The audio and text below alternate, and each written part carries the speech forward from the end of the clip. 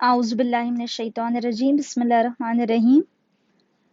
अस्सलामु अलैकुम वरहमतुल्लाहि वबरकातुहू। बच्चों, आज आपके ब्रिज कोर्स का 5वां दिन है, जहां हम इल्म हिंदसा के बुनियादी तस्वुरात पढ़ने वाले हैं।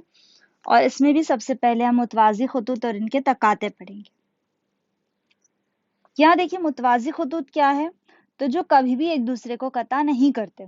खत कैसे होता है? हमने खत पढ़े थे, जिसके दोनों जानिब क्या होता है? तीर का निशान होता है ना? ये आगे बढ़ सकता है। और तो कभी भी का मतलब यही है उसका कि अगर मैं कितना भी इसे आगे बढ़ा लूं तो ये वो खत से कभी भी नहीं मिलेगा। तो इसके बिल्कुल सामने अगर मैं एक कत खींचूं, है ना, ये आगे मैं कितना भी बढ़ाते जाऊं इन दोनों को, तो ये दोनों कभी भी नहीं मिलेंगे। इन्हें हम क्या कहते हैं?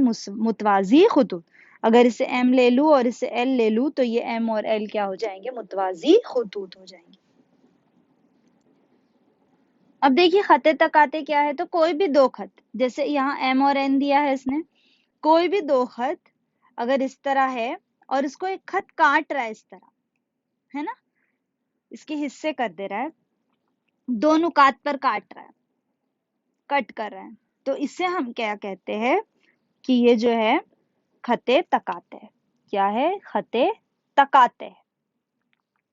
उन दो खतूत को कता कर रहा है ना, तो ये खत क्या है? जैसे यहाँ एल जो है वो क्या है? खते तकाते है। अब आपका होमवर्क क्या है?